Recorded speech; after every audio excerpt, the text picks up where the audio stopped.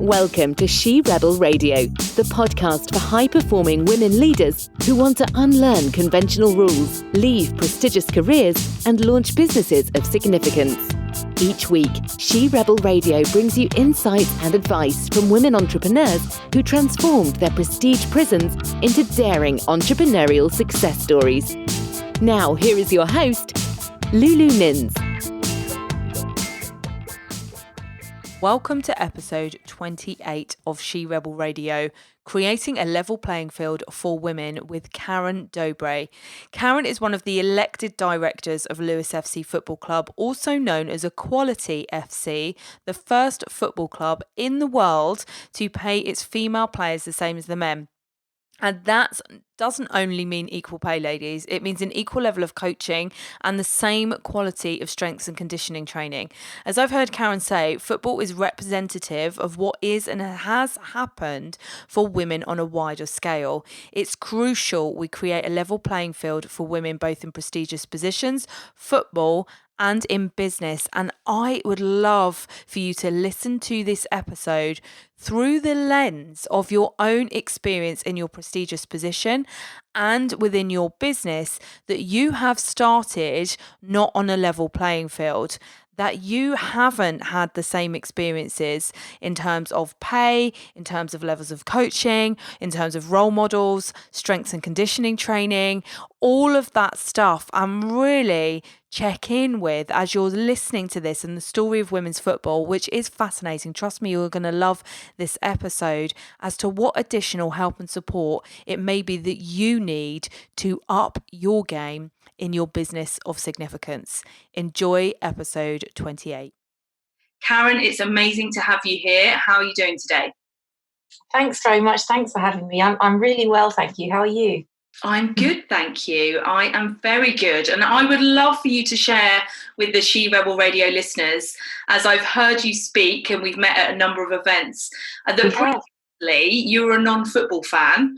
How did you become an elected director and advocate for the women's game at Lewes FC? Yeah, it's a bit crazy because I actually used to actively dislike football and now I'm a director of a football club. Who'd have thunk it? Can't always plan these things. I know, life, eh? Keeps on tripping you up, turning you around funny old corners. No, I really didn't like the game, and I live in Lewes, and I found out in July 2017 that Lewes FC, just down the road from me, had become the first and only club in the world to pay the women the same as the men. And I was like, oh my God, that's brilliant, but oh my God, that's shameful. You mean no one else does it? Because I didn't know that much about football really, because I really thought it was all for men. Like whenever I saw football on the telly, it was men's football, and all the pages of the tabloids and the newspapers and things was all men playing football. And I'd been to a match when I was like about 15, and it had been not like a bit of a threatening experience. I hadn't enjoyed it at all, so I just switched off. Do you know what I mean? Yeah. Boring. I just didn't think it was for me, as they say. Just saying that, even there was that programme back in the 90s, Footballers' Wives, it's all their wives and who it is they're involved with, right? Exactly. It's all according to the men, isn't it? It goes by their rules and it's all for men. So that's what I thought. And then when I heard about this Lewes FC launching this campaign, which they called Equality FC, whereby they were assigning equal playing budgets to both first teams, I became curious. Right? And because I'm almost ashamed to say it, but I didn't even know that women really played football seriously.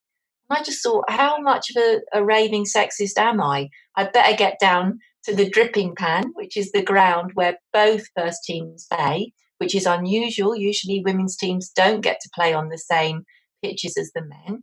But I went down there to watch a women's game, and I just, on so many levels, I was gobsmacked really by what I saw in a really good way. I think I quite enjoyed watching the game, watching the women play. I enjoyed sort of chatting to the people next to me. And at that point, the attendances were about 150 for the women's matches. So there weren't that many people there, but enough to chat to and sort of feel a camaraderie with. And I liked seeing these young women, because the footballers that we have are mainly between about 17 and 32, 33 years of age. And they were young women kind of running around this pitch, not caring about how they looked, but really caring about working together as a team and the ball, right? Really wanting to win and really wanting to focus and use their bodies in a physical way. And this just wasn't something I was used to seeing from young women in public spaces, if we include virtual public spaces as well, like Instagram or Love Island or X Factor. I'd always seen young women, or for quite some years, I'd seen young women in a certain way, and this was so refreshing. And I just thought, wow, they so should be paid the same as the men. And not only that, this is like an antidote to all the kind of rubbish messages that we as women get about ourselves and about our strength and about our value, And I walked away thinking there's really something here, and I want to help. I want to volunteer for this club. Amazing. Yeah. And it's so interesting. And I think I missed an event last year for Women's Day where you were speaking, and I heard a bit of the background, which I'm going to ask you in a moment, but it resonated with me because whilst I've definitely never been a football player, and I have got into the men's game a few times. My best friend at school was massively into football, and she reminded me when having a conversation about this at primary school, she wasn't allowed to continue playing with the boys outside of the school, so she set up a girls team, and I'd totally forgotten about that, but that was her dream really. But it was totally kind of, it wasn't a dream that ever got started because girls didn't play football. Well, it was a dream that was totally unsupported by society and the systems within which we live. And this is what, we're trying to change at Lewes Football Club. So you asked how I became a director, and really the first thing I did to help was go and tell women like me about Lewes FC's equality campaign. Because one of the criticisms of it was, and this criticism was from men, women don't deserve to be paid the same as the men for playing football because they're not as good and they don't get as big crowds, right? And it kind of makes sense. Like if they don't get the big crowds, you don't get the sponsorship, you don't get the money in because people aren't going to see the sponsors, the sponsors' hoardings or the shirts. So it makes sense. But why weren't they getting the big crowds? Well, there'd never been marketing for women's football. And also, half the population is kind of excluded from football in a way that's not overt, but is very, very definite. So I went to tell women like myself, who I call them unwelcome women, and make them welcome, right, to the dripping pan, and try and tell them, even if you think you don't like football, because I think women's football is very different to watch than men's football if you're a woman, because you get so much out of it that you don't get if you're watching men play, and I'll elaborate on that in a minute. But really, I wanted them to know, to give it a try in solidarity with our equality campaign. Just come along, prove the critics wrong, show them that we can get the crowds up and see if you like it. But in order to sort of make that great and a great experience for them when they came, the match day experience, we also had to look at what was going on at the dripping pan. How would we appeal to women that thought they didn't like football? How would we make them feel at home at the dripping pan in Lewes? How could we make it a more sort of, feminine environment, say, that doesn't need to be feminine in a traditional way, but just one that doesn't exclude women at least, So we've had a lot of things to think about. Yeah, absolutely. And can I just ask you to pause there a second? In terms of, can you tell us the history of why women are behind, and I say that in inverted commas, men in football being played, in the UK, but also around the world? What's the history behind why there isn't marketing and support there? Well, I mean, basically, let's go back to the First World War.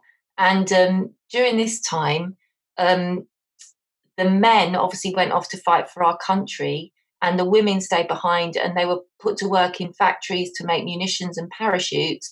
And at this point, they started to play a bit of football in the factory yards as a kind of leisure activity. No men there, but they would play. And it became quite organised. So factory would play factory, and really great teams kind of grew grew up around this. So especially in the north of England, actually, there was a massive team called the Dick Ladies, and there were the heroes that grew out of it. Lily Parr, 6'2", Woodbine smoking, and could apparently break a limb with one shot of a football. But anyway, wow. Amazing things were happening. And at first, they were ridiculed on the pitch. There were pitch invasions and things. But then it became very, very popular. So that by the time the men came back from the war, the women's game had really taken off. And it was actually, the women were getting tens of thousands of people come to their matches. And by 1921, the men's game hadn't caught up. It hadn't made up the lost ground yet. So not so many people were coming. So the FA at the time decided that they would ban women from playing football. Right. They had a 15-minute meeting in which they decided that it wasn't suitable. It was highly unsuitable for women. And they got a doctor to say that it was gynecologically not a good idea for women to play football. And then they banned them from playing with FA-affiliated coaches or on FA pitches, which effectively decimated the women's game. Absolutely. For 50 years, right? So the ban wasn't lifted for 50 years. Now, during that time, from 1921 to 1971, is when the men's game, all the money and the commercialization of the men's game really, really happened. Yeah. So broadcasting rights were sold, heroes were made, so much money went into it. Now we have a situation where there are more than 3.5 billion fans around the world, and football it really has a massive influence over hearts and minds around the world, but it tends to be mainly men. Yeah, and it sounds like excluding women was almost part of that campaign in lifting the men's game, right? I mean, it sounds so arrogant, right, what actually happened, but it did happen. And it didn't just happen in the UK, it did happen in other places around the world. And what it meant was that little girls, growing up, there was no point for them to play football because they wouldn't be allowed to play it professionally or semi-pro or and little boys saw it as a boys' game because it was all men that were playing it. So that, but I'm 52. I was growing up in the 70s, and I remember playing a lot with my cousin who was a boy, and him always playing football, and he was going like, it's not for girls, there's no point you playing, you'd be rubbish at it, here, go in goal. And indeed I was rubbish because I'd never been taught how to play football or never tried, And he would have footballs all over his curtains and his pajamas, and I would just have like, I don't know what I had, like flowers, on mine. And it was really like a strong social message that football was for boys and not for girls. Yeah, and it's so interesting, I think, just sort of saying about my best friend at primary school, I went into the legal profession where women were banned and decided to actually ruled not to be people when we were trying to enter the profession as professionals. And then she was trying to, her dream was to enter something where, again, women had been banned, but both of us were totally unaware of that. So why do you see, women's history and story in football being representative of what has happened for women on a larger scale, and why should us as women be interested? Well, with football, right, it's such a male bastion that it's so extreme in a way. The sexism in football is so extreme, and I know this because since being in there, it's just unbelievable. In terms of the differences in pay, the difference in treatment, in value of women and men players. I mean, if you look at like the FA Cup prize, for men, it's 3.6 million. For women, it's 25,000. Right? Even the losers of the FA Cup get paid more in the men's game than the winners in the women's game. That's one example. But also, come on, Lewes FC is the only club on the planet to give women the same value as men. Oh my God, it's just, and there are all men everywhere, all over football. It's just so sexist that the sexism is obvious, if you like. Yeah. But sometimes it's so obvious that it's hidden, right? Yeah. Like sometimes it's so obvious that you don't notice it anymore because it's just the way it is. But I think with Lewes FC's campaign called Equality FC, is kind of made it much more apparent and made a lot of people angry. Like some of our players, we've accidentally radicalized, right? Because they join. I know. What can you do, though? Eh? Yeah. You have to point out the patriarchy's failing. We need the she rebels somewhere. We need them, and why not in football? I mean, basically, a lot of female players will join us, and they've basically for years been accepting crumbs from the men's table. And the reason is that they've just had to overcome. So, like your friend, they've had to kind of travel further to get to find a team that will take them, a girls' team or a women's team. They've had to be seen as a bit weird at school. They've had to like not go out socially. They've had to have jobs that will support their playing because they've never got paid for it, So that women, when they come to us, are ready to accept a lot less because that's what they're used to. They've had funding taken away from their clubs. They've had all sorts going on because big clubs just have ignored their women's teams for so long. It's just crazy.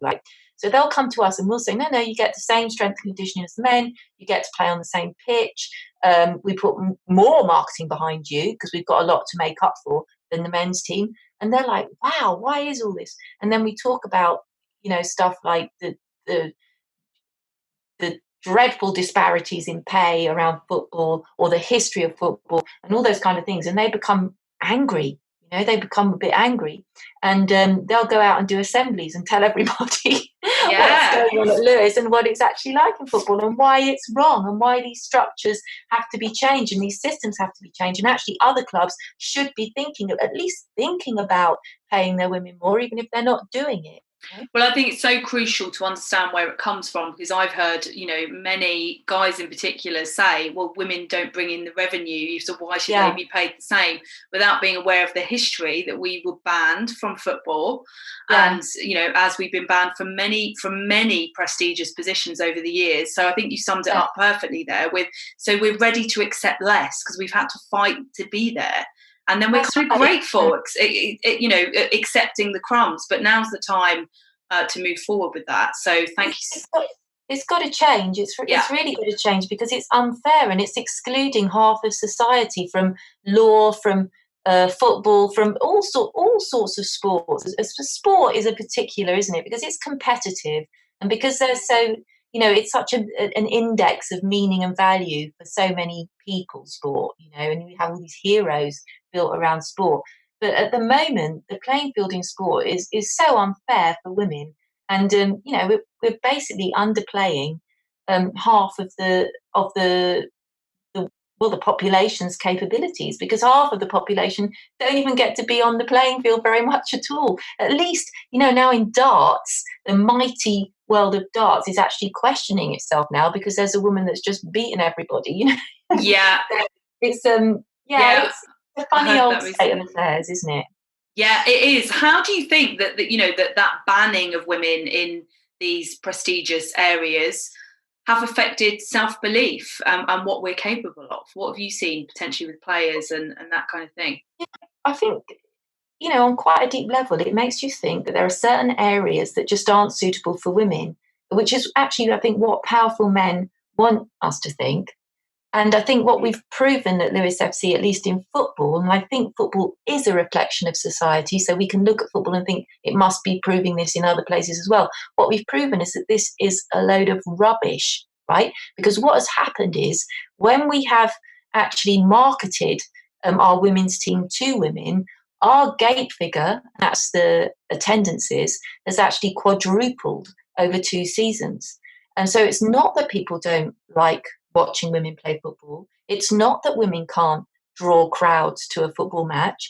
It's actually that they've been told they can't, and then it's been proven by not actually trying. In fact, we've got Simone de Beauvoir on our match day poster for our next match, which is probably, it's very soon and probably before this podcast will come out. But we've got Simone de Beauvoir, and her famous quote is that they cut a woman's wings and then blame her for not being able to fly. And that's what they did in football, right? They banned women from playing, and that's what they've done in law, and that's what's happened in many areas of our society. even art. If you look at women artists and the struggle they've had, usually they're just in art galleries, aren't they? Because they've got no clothes on and they're on the wall, but actually, not behind the picture. Or they're the muse of the famous artist. Exactly, they're muses, aren't they? That they kind of inspire men rather than do it themselves. And actually, a lot of our footballers are fed up that they've got male heroes. They'd like to be inspired by women themselves and become those women that do the deeds, as it were. Yeah. So I think that there's a lot of commonality, and it comes down to living in a patriarchy, and there are deep societal structures that we need to change, and money does speak. So by paying women the same as men, I think we've really taken some very positive action there at Lewes. Yeah, and I love with Lewes FC, Equality FC, that it's not just the pay, right? It's playing on the same field, it's the same strength and conditioning, the same coaching, because that, is lacking across the board, and then building those role models for those women that are coming up. Exactly. And you've mentioned, you've quadrupled people coming to the matches. And as we started the episode, you said about, knowing who your audience is in terms of, getting women to matches. How has that, how have you taken action to attract women to the women's game? Well, I've got to say, first and foremost, that Lewes FC women are in the second highest tier of English women's football in the Championship League, and we're one of the top, you could say 20 teams in the country, top 20 women's teams in the country. So they're playing at a high level, and they're really skilled. So it's brilliant to watch. Very technical football. Doesn't always rely on the same kind of strength and pace as the men's game does, but is actually, it really is a beautiful game because you're watching the tactics and you're seeing how they outmaneuver each other, which is really, really interesting. Mm-hmm. So apart from the actual football, as I said, we're appealing on different angles. So I go around to women's groups and talk to them and ask them to come. Our marketing, for example, as I mentioned, Simone de Beauvoir on our current poster, but we have inspirational women on our posters. Because we're a 100% community-owned club, which again is unusual, so anyone can become an owner of Lewes FC. It's just £40 a year. You sign up, get amazing discounts, and a beautiful newsletter every week. Little plug there. We'll post a link for that as well, about how the listeners can become an owner of Lewes FC. We'll post a link. Thank you, because it really helps us do what we do, because we are a campaigning club, and the reason we're a campaigning club and we use football as an engine for social change is because we're owned by communities. So we're owned by Lewes Community, Global Community, still got the USP on being the only club that does equality the world over. So we have owners from all around the world, 26 countries. So the way we connect, basically we connect football with culture. So we have inspirational women on the posters, and we have a sistership network, which is groups of people that empower women in some way. So, for example, one of our sisterships is the Lewes rugby team. One is Lewes Women in Business. One is Philia, the big feminist organisation. Brighton Women's Centre, Rise, the domestic abuse charity. We have a lot of groups that empower women that are mutually supportive with Lewes FC women. We give them discounted tickets. They come along to a match. Everybody networks together. So that a match is actually a space for networking as well as watching the football. And it actually is for men as well, except that it almost goes unnoticed because it's been so natural to them their whole lives that they'll just see certain people at football matches, and if they want to, they can connect with them. Mm-hmm. But we're overtly making this possible for women and saying, do come and connect. So, for example, the Girls Network that offers professional mentors for girls from disadvantaged backgrounds is a brilliant charity. Often come to our matches and sometimes find mentors there from other organisations that are attending. So so we've deliberately marketed towards women who might support equality, and women who maybe thought football wasn't for them, and actually also men who have been turned off the men's game because it's got too commercial and too, unpleasant in some ways, and have come to the women's game because it hasn't developed that way, and because I think women playing football goes against the grain a bit. So it's a much more inclusive environment for people. Mm-hmm. Like, and they will openly say this, a lot of women footballers are happily homosexual, and this is a very, very easy kind of environment for everybody. It's very accepting. We don't have abusive language at our matches, so families come along. We have probably a 50-50 gender mix, so it's not kind of bloke heavy and macho at women's matches. We do have chanting though, and we do a bit of pre-match chanting practice sometimes, because it's not always, doesn't always feel natural, in inverted commas, for women to chant. You have to get a bit of a lower register, and you have to kind of repeat these kind of anthemic chants 3 times, and it can feel a bit like I'm not used to this. Whereas for men, if as boys they may have been coming to football matches and learned to chant through osmosis, so we kind of just want to make it easy for everybody. And try and think about everybody, and just be really inclusive and welcoming, and not leave anybody out. That's how are you bringing that inclusivity into the board of directors? Yeah, well, so there are 12 directors on our board, and as of very recently, we have a third of them are now women. Got 4 women on the board. Hooray! Amazing. And woohoo! Woohoo! And just last night we had a board meeting, and it was the first board meeting for Claire Rafferty, who's actually an ex-Lioness, who was attracted to Lewes FC because of the equality campaign. And she's been very outspoken against inequality in the game, and she knows it more than anyone. Right. She's experienced it all.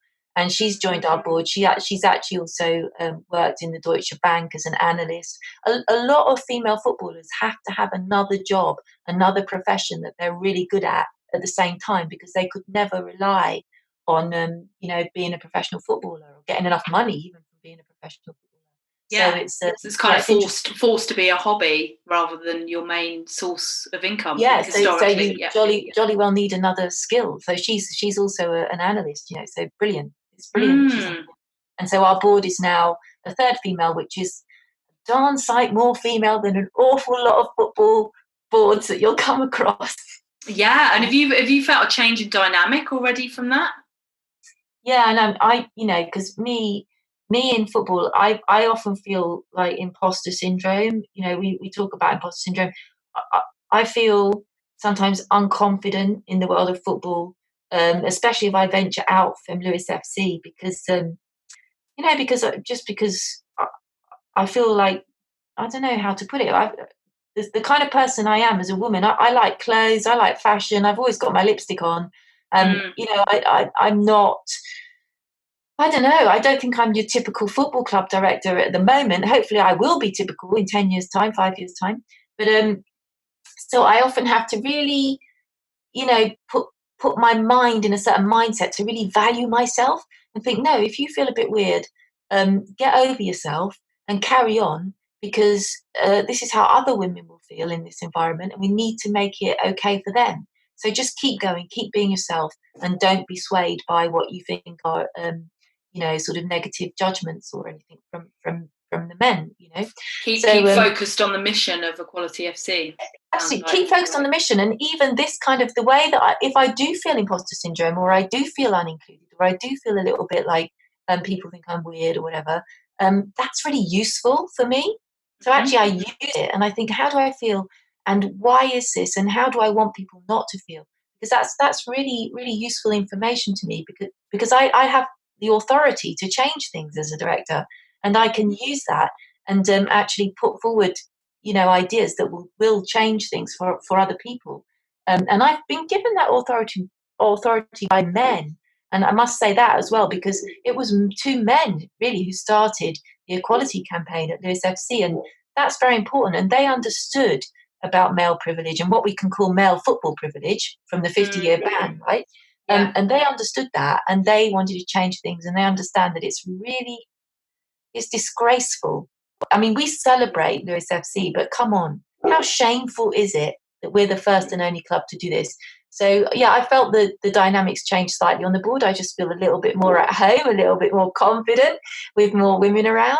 And, you know, even if there weren't so many women around, I'd get over it. I'd still try and feel confident. But I think it just makes things a bit easier. Yeah. Absolutely. So and I've heard you talk, let's just touch on that for a brief moment, in having those male supporters for supporting women, creating a level playing field in football and beyond. How important is that we align ourselves with men to support those directions? Or often, as you said, they're initiating it. Yeah, I think it's super, super, super important. I don't think, because we're operating within a patriarchy, I don't think we can lead in the first instance as women, right? I think we need men to assert their power on our behalf and take the initiative, and then we can fly. We can fly in front of them, we can fly beside them. But I think because it's a patriarchy where men have the power, and football is, as many areas are, they have to be on board and they have to understand. And I feel so honoured to know some of the men that I know in football and that I've got to know through the sisterships organisations, because they are just the very best men who understand that they're only where they are because they have something that they never made any effort to have, and is just inherent in them, that no one else could change, which is usually white, male, heterosexual, sort of dominant kind of qualities about them that are just there for them. But it's really hard, isn't it, as a man like that, to have the empathy, because you've never known what it's like not to have it. But these men have got over themselves, and they kind of like made a leap of empathy and understood what it's like for women or especially women of color, but people without the power to be in these situations, and they've tried to do something about it, and they are doing something. So I think it's, I really want to honor that. We won a He for She award from UN Women UK recently, just because of that. That's what He for She is all about. This kind of men actually standing up and saying enough is enough. We've kind of excluded half the population for too long now, actually, and we need to do something about it. Yeah. Have you got any insight from the men that you work with within that what drives them to be a he for she and a voice for women? That is a really interesting question. I mean, quite often we have what we call dadvocates, right, that bring their daughters to matches, and I think quite often it's not always, I wouldn't say, but it's having daughters, and it's having girls, seeing the girls, because we have pathways. We at Lewes FC, we have from the under 8s up to the under 18s and the development squad. We have girls and boys all the way up to our first teams that we have under our umbrella. So we have a lot of children, and I think seeing the unfairness of the situation for girls and their daughters as opposed to boys and their sons makes men angry and makes them real.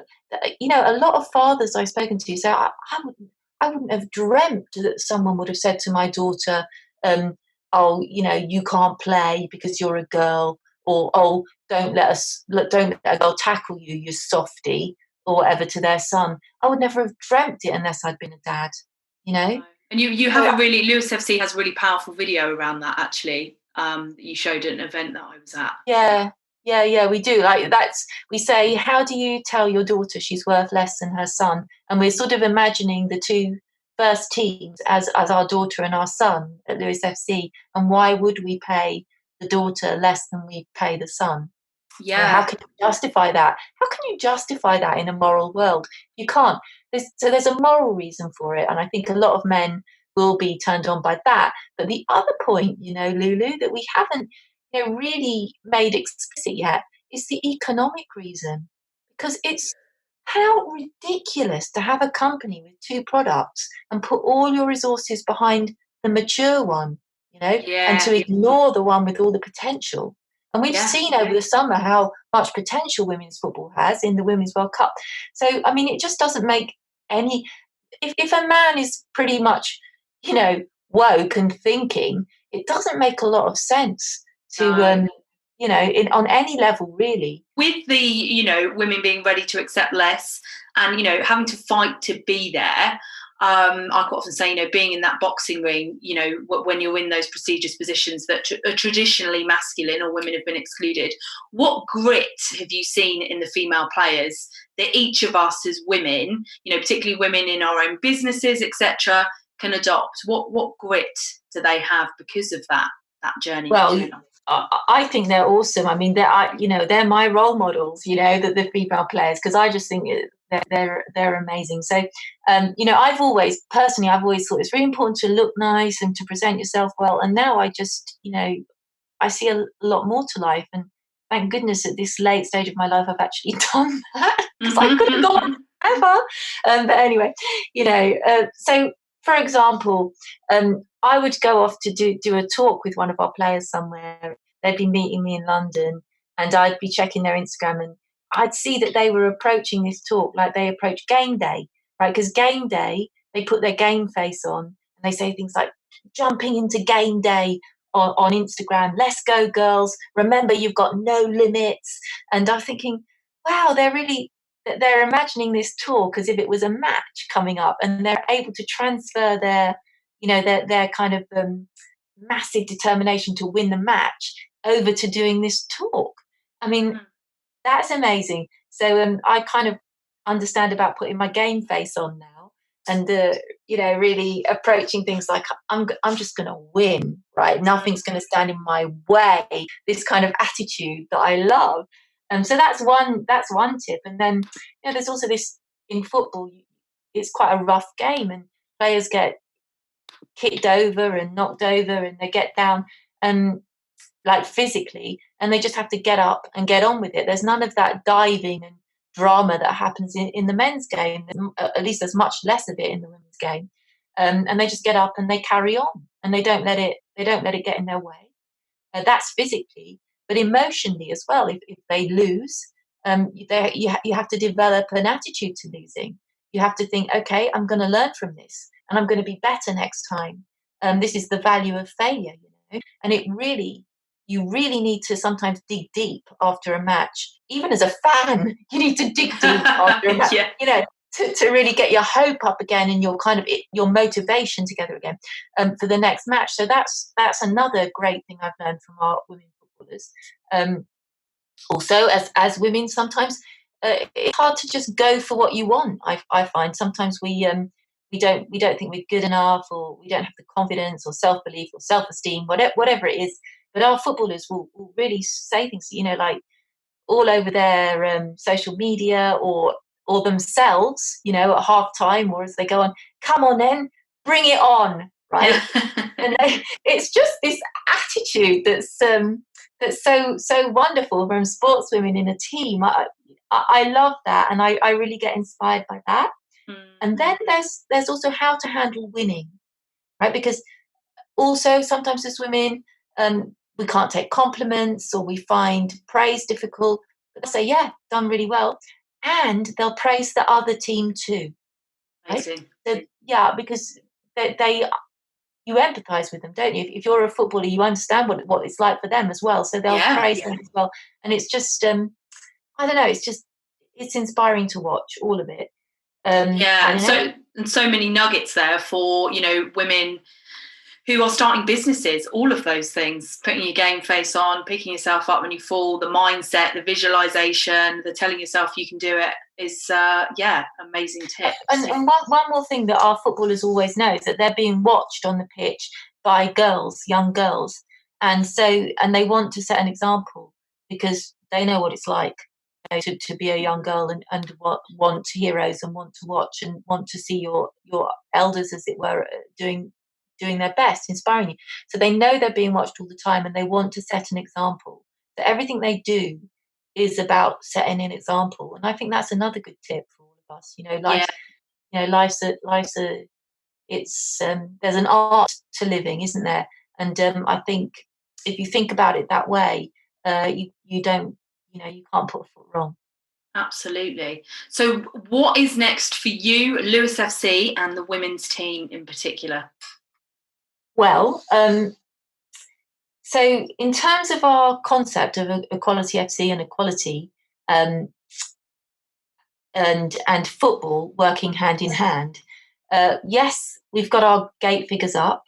Yes, we're doing well. We're in the Championship League, but there's been an acceptance of the idea. So more people have come over to it. More people who may at first have criticised or thought, "Hang on a second, what's all this paying the women?"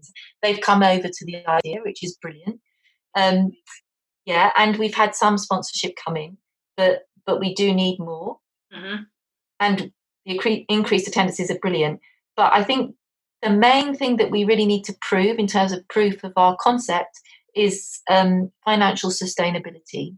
Yeah. So in order to really, really make Equality FC work, we need to make sure we can bring in the funding, whether it's from ownership revenue or it's from the big sponsors who like what we're doing and want to align with our story.